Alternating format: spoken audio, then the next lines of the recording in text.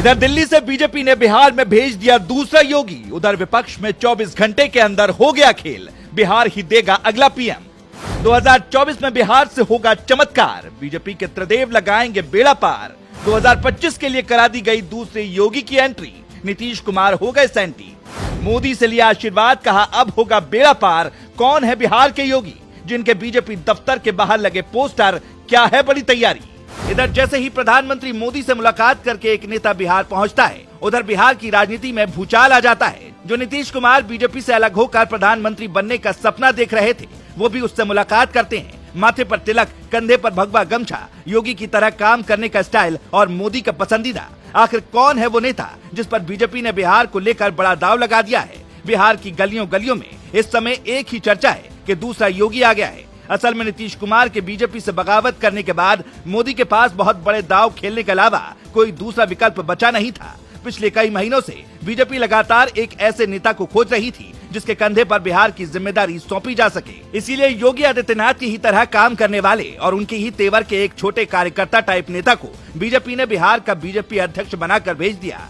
हम जिस नेता की बात कर रहे हैं उसका नाम है सम्राट चौधरी। हो सकता है आपने ये नाम पहले सुना हो, लेकिन आपको भी नहीं लगा होगा कि कभी बीजेपी इनको बिहार की कमान सौंप सकती है। लेकिन कमान सौंपने तक की बात तो ठीक थी, अब इन्हें ही बिहार का अगला बीजेपी का मुख्यमंत्री उम्मीदवार भी लोग बता रहे हैं। ये कयास इसलिए तेज हो गए क्योंकि इन्होंने जैसे ही प्रधानमंत्री मोदी से मुलाकात की, इससे ठीक अगले ही दिन बिहार में पहुंचकर खेला कर दिया।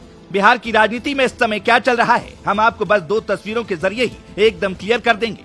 तस्वीर नंबर 1, गौर से देखिए इस तस्वीर को, जिसमें प्रधानमंत्री मोदी मुस्कुराते हुए सम्राट चौधरी से मुलाकात कर रहे हैं। अमूमन प्रधानमंत्री मोदी किसी से मुलाकात करते हैं तो इस तरह से मुस्कुराते हुए नहीं दिखाई पड़ते, लेकिन सम्राट से मिलने के दौरान वो मुस्कुराते हुए उनका स्वागत करते दिखाई दे रहे हैं। इसी तस्वीर में गौर करने वाली बात ये भी है कि सम्राट चौधरी के कंधे पर भगवा गमछा है और उन्होंने सिर पर भी भगवा गमछा ही लपेट रखा है। इस मुलाकात के बाद जैसे ही सम्राट चौधरी बिहार लौटे, वहाँ की गली गली में केवल एक ही पोस्टर लगा मिला, बिहार का योगी आ गया भैया सम्राट। हर कोई इन्हें दूसरा योगी कह रहा है, लेकिन सवाल यह है कि आखिर दूसरा योगी इन्हें क्यों कहा जा रहा है? तो आपको बता दें कि ये भी पक्के राम भक्त हैं और योगी की तरह बयान देने के लिए जाने जाते हैं। इनके काम करने का तरीका भी करीब करीब योगी आदित्यनाथ के जैसा है। घुमा फिरा कर बात करना सम्राट चौधरी को नहीं आता। यही वजह है कि बिहार की राजनीति में इनका कद बीजेपी ने एकदम से बढ़ा दिया है। आपने देखा होगा 2017 में जब विधानसभा का चुनाव हुआ था और बीजेपी को बम पर जीत मिली थी, तब यही कयास लगाए जा रहे थे कि मनोज सिन्हा, केशव प्रसाद मौर्य या फिर कोई दूसरा नेता मुख्यमंत्री बनेगा। लेकिन रेस से हटकर योगी आदित्यनाथ को बीजेपी ने मुख्यमंत्री बनाया था। अब सम्राट चौधरी के समर्थकों को भी यही लग रहा है कि शायद उनके नेता को ही बीजेपी आने वाले दिनों में अपना मुख्यमंत्री का उम्मीदवार घोषित करेगी।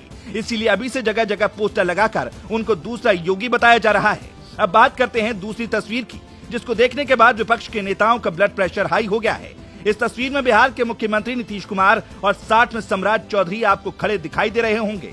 दोनों एक साथ मिलकर आरती कर रहे हैं। ये तस्वीर सिर्फ एक दिन पुरानी है, जब रामनवमी के मौके पर दोनों नेता इकट्ठा हुए थे।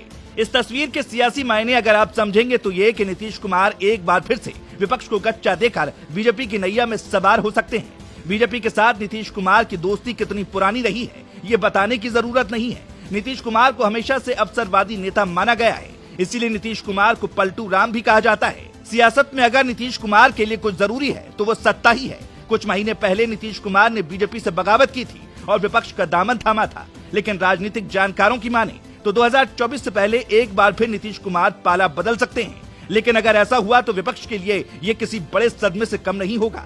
Bureau report.